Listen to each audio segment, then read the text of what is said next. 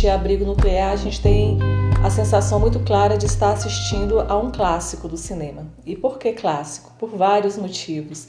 Primeiro, por se tratar da obra de um cineasta baiano, importantíssimo para a história do cinema baiano e para a história do cinema nacional, uma figura que prestou uma contribuição imensa para a consolidação do cinema nacional, criativo, inventivo, apaixonado pela sétima arte, sensível a uma série de temas e que contribuiu inclusive para a sistematização daquilo que ficaria conhecido como cinema novo. Então, só por ser de autoria de Roberto Pires, já é um filme importante e que precisa ser visto com carinho, com atenção. Na minha opinião, ele também é um clássico por um motivo interessante, assim. Um filme, quando é lançado no seu próprio tempo histórico e antecipa, meio que profetiza uma série de questões importantes, ele já é por si só um clássico. E o filme de Roberto, quando foi lançado em 81, ele antecipa uma série de questões muito importantes, tanto do ponto de vista ambiental, quanto do ponto de vista tecnológico, e isso mostra a capacidade de percepção e de criação de Roberto Pires. E é clássico também porque, um pouco mais de 30 anos depois, o filme continua sendo atual, justamente pelas questões que aborda. Então, essa atemporalidade do filme de Roberto Pires mostra o quanto ele é clássico. É um filme muito sensível. Embora no primeiro momento a gente possa estranhar um pouco a narrativa, o ritmo das falas, a maneira como os atores interpretam seus personagens, os diálogos um pouco artificiais, né, um pouco robóticos, embora a gente tenha um certo estranhamento, ache até um pouco ingênuo, né, a forma como tudo foi feito, mas ele tem uma capacidade de diálogo com uma série de questões que nos tocam tão profundamente na atualidade, que essa questão da narrativa ou da estética, que no primeiro momento podem causar certo estranhamento, ela é logo superada e a gente mergulha naquilo que Roberto Pires pensou, naquilo que ele estava preocupado. Eu acho que um dos primeiros temas, né, que o filme chama a atenção é, com certeza, a questão ambiental. Roberto Pires estava preocupado com toda a questão da utilização da energia nuclear.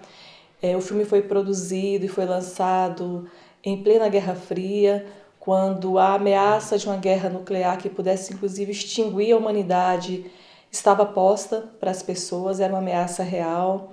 Ele foi produzido e lançado durante a ditadura militar no Brasil.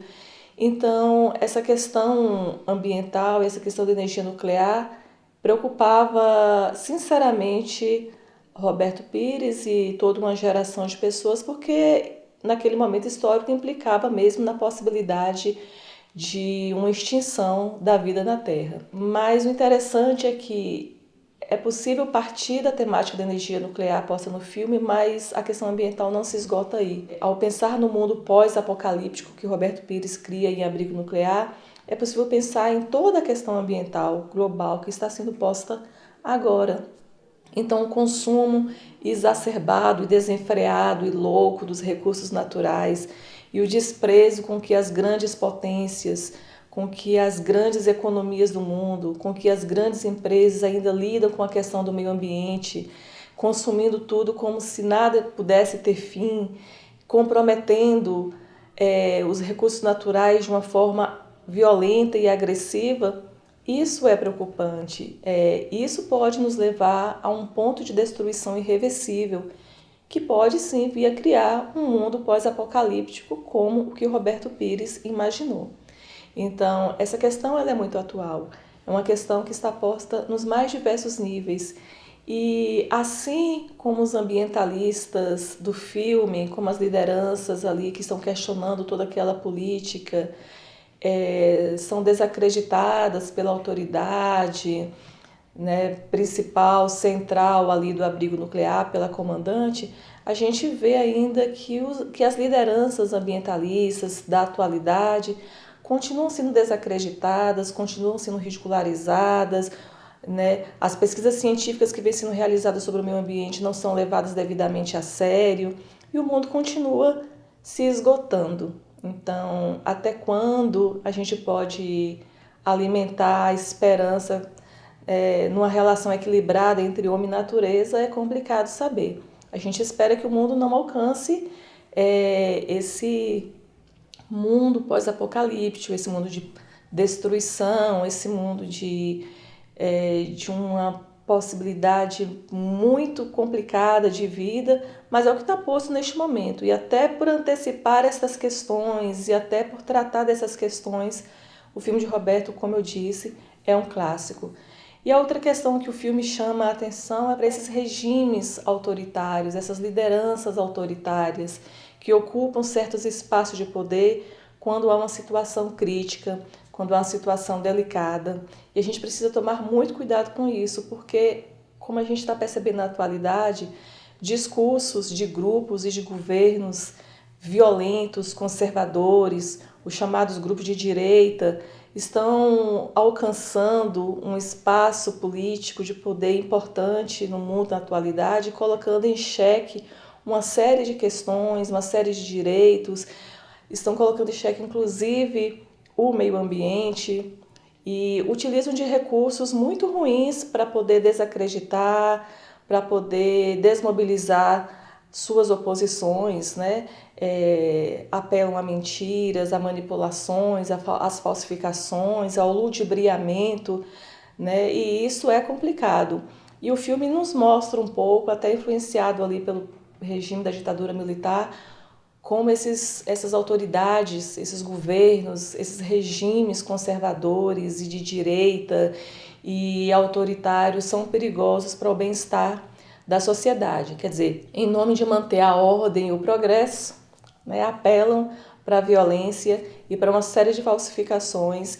E é importante que esse debate seja feito porque a gente está vivendo justamente num momento histórico em que esses discursos, esses regimes de poder baseados no conservadorismo, um discurso mesmo violento e agressivo e contrário aos interesses coletivos. Por tudo isso, Abrigo Nuclear é este filme clássico, sensível, com todo louvor a Roberto Pires, que numa época de extrema dificuldade, de pouco recurso, ele era um cara que tirava do próprio bolso para poder realizar seus filmes, vendia casa, vendia seus bens, construía os artefatos que utilizava nos filmes dentro do quintal da sua casa, corria atrás de financiamentos das mais diversas formas, pedia um, pedia outro, mobilizava a família, inclusive em Abrigo Nuclear a gente tem vários familiares dele atuando, mobilizava amigos em nome dessa paixão pelo cinema. E por que essa paixão pelo cinema? Por que fazer tudo isso pelo cinema? Porque ele acreditava numa missão civilizadora do cinema. Ele acreditava que o cinema podia educar, podia conscientizar, que ele podia fazer chegar às massas essa mensagem sobre o meio ambiente, por exemplo, né? E assim a gente vive acreditando ainda na possibilidade do cinema ou da arte de um modo geral, de levar essas mensagens para a sociedade que outros meios não têm conseguido levar. E assim a gente mantém aquela mensagem de esperança que tão lindamente a Norma Bengel conduz ao final do filme, né, uma estrela icônica do cinema que faz ali sua contribuição, uma mensagem de esperança, mas a gente espera muito profundamente que não seja apenas mais uma mensagem de esperança, porque a gente precisa mesmo de uma política, de uma vida diferente neste mundo, porque senão esse mundo pós-apocalíptico de Roberto Pires, de Abrigo Nuclear, pode se tornar uma realidade. E não é isso que a gente quer, né? Então, vamos aproveitar essa oportunidade para refletir, para nos posicionar diante do mundo, diante da política, diante das nossas práticas de consumo, das nossas práticas ambientais, porque o mundo está aí para todos, mas a gente não sabe até quando. E Abrigo mostra isso de uma forma muito sensível e muito bonita. É isso, obrigada.